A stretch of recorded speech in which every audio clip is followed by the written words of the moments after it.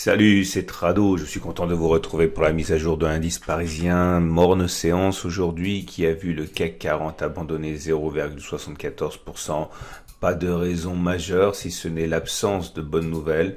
Les statistiques ont été assez mitigé, voire même en dessous de ce qu'on espérait en Allemagne. Le vrai problème, c'est la contamination par le Covid-19 qui ne ralentit pas.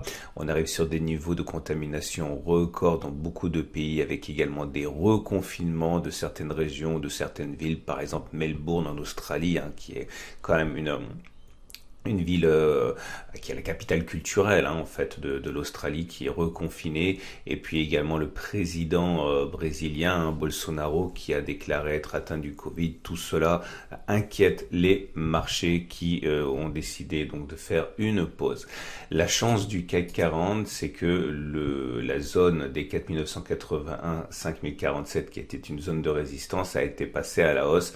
Elle a donc changé de polarité et a donc joué son rôle de support. C'est très visible sur la bougie de mardi, qui fait état d'un rebond en intraday. Rien n'est joué pour l'instant pour les baissiers ni pour les haussiers. En tout cas, la sortie du triangle symétrique ici et l'objectif assigné n'est pas remis en cause. Je vous rappelle qu'il y a plusieurs façons de tracer l'objectif. Un des objectifs a été déjà rallié. En fait, deux des objectifs ont été déjà ralliés. Le troisième objectif ne l'a pas été. Il impliquerait en fait que l'on aille chercher cette distance, reporter par-delà le point de cassure. Bon, globalement, aller chercher les 5200 à peu près. On n'y est pas du tout. Il n'y a aucune garantie que tous les objectifs soient touchés. Je vous ai déjà dit que le premier et le deuxième l'ont déjà été. Nous n'avons pas non plus à remettre pour l'instant en question le fait que nous soyons dans ce grand canal orange dans lequel nous évoluons et dans lequel nous faisons des oscillations. Pourquoi ne pas envisager toujours que l'on aille chercher le haut de ce canal orange. Je vous rappelle que ceux qui ont une vision assez positive du CAC 40 peuvent tout à fait envisager ça en mettant un stop sous le canal orange, on va dire sous le canal orange et sous un support, c'est quand même assez prudent, par exemple à 8% de baisse. Si on va chercher le haut du canal, on est à au moins, parce que c'est fuyant, ça monte, on sera au moins à 10%, c'est tout à fait envisageable si vous avez une opinion qui est haussière. Je vous rappelle quand même qu'à titre personnel, j'évite d'avoir des objectifs qui impliquent un passage de support ou de résistance, mais c'est plus une manie que j'ai qu'une règle. Encore une fois, beaucoup de mes amis traders le font sans aucune retenue.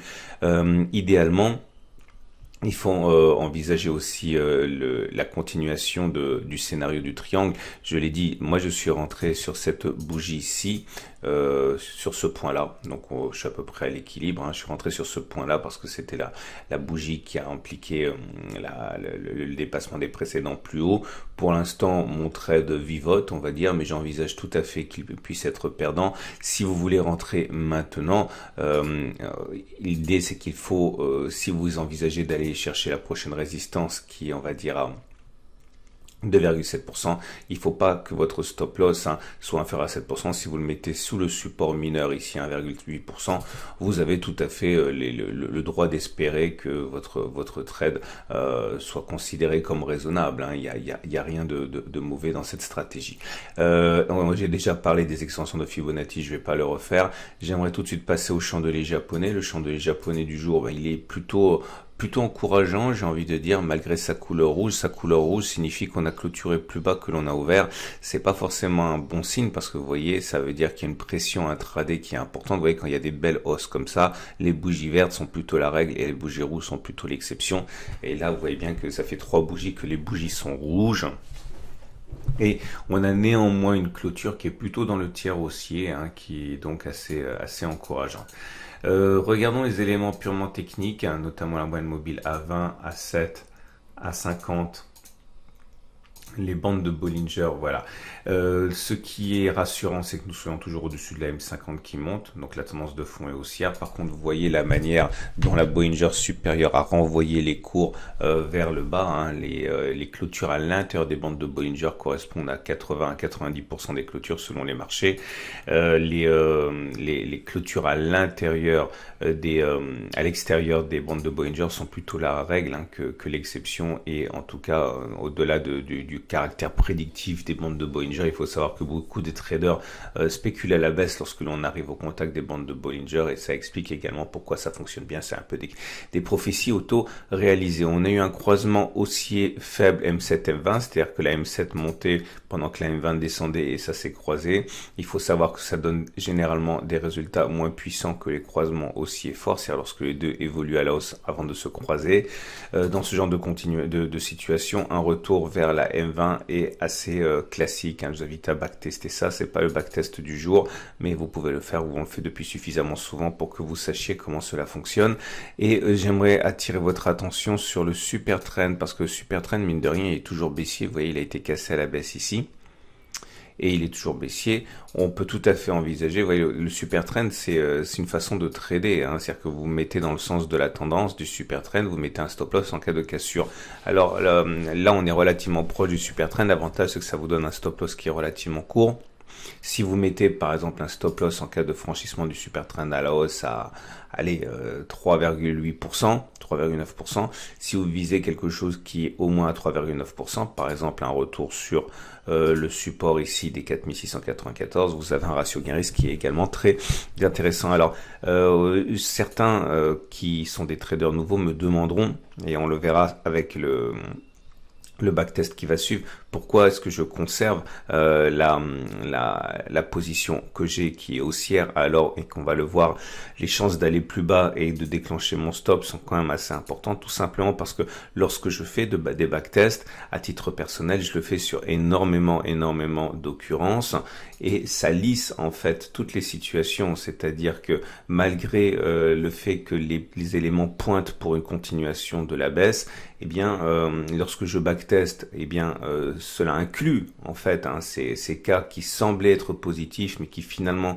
sont de plus en plus négatifs, et qui finalement vont être soit positifs soit négatifs, mais je trade dans le sens des statistiques de toute manière. Donc d'une part, je m'en fiche de perdre ce trade parce que ce n'est qu'un parmi plusieurs trades. Deux, j'ai un money management qui est très strict, donc au maximum je risque 0,5% à 1% de mon capital sur chaque trade. Et deux, parce que même si je suis assez négatif, les statistiques montrent que ce que j'ai tradé là, normalement ça devrait bien se terminer, donc je reste en position, ce qui m'amène au backtest du jour. Alors attention, hein, je vous rappelle que ce qui suit est donné à titre purement informatif et pédagogique, hein, il n'y a pas suffisamment d'échantillons pour que ce backtest soit fiable.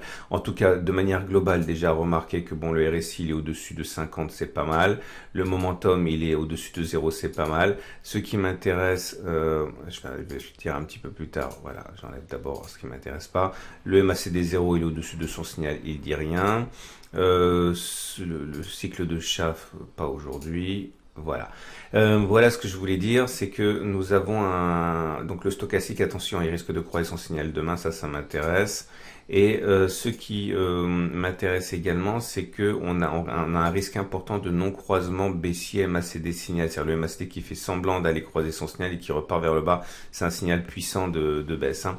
Et justement, ce qui m'amène au CCI qui nous a délivré un faux signal hier, puisqu'il est passé au-dessus de la ligne de surachat.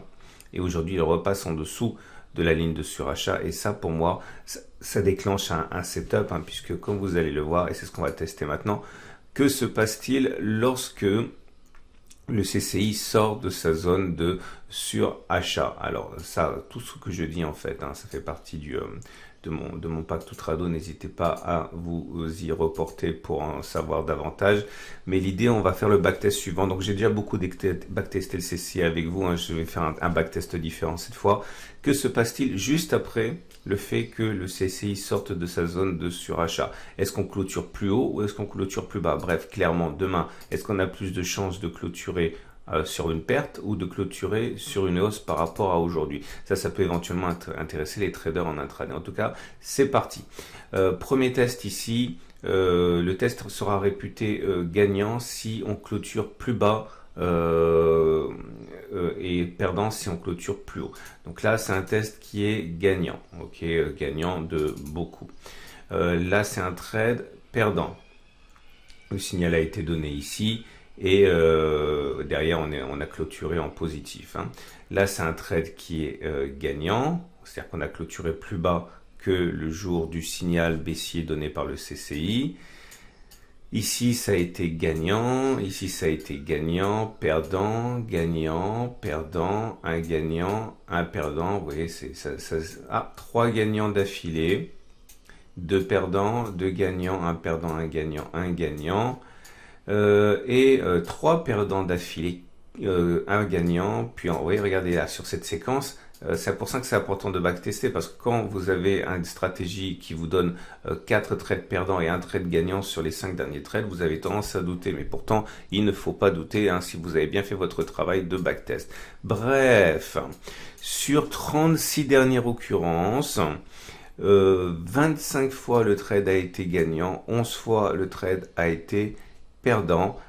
Ah non, pardon, excusez-moi. Sur les 35 dernières fois, 20 fois le trade a été gagnant, 15 fois le trade a été perdant, ce qui nous donne une probabilité de réussite sur ce backtest qui n'a aucune validité scientifique parce que c'est pas suffisamment backtesté en termes d'échantillonnage, de 57% de clôturer plus bas qu'aujourd'hui et 43% de clôturer plus haut qu'aujourd'hui.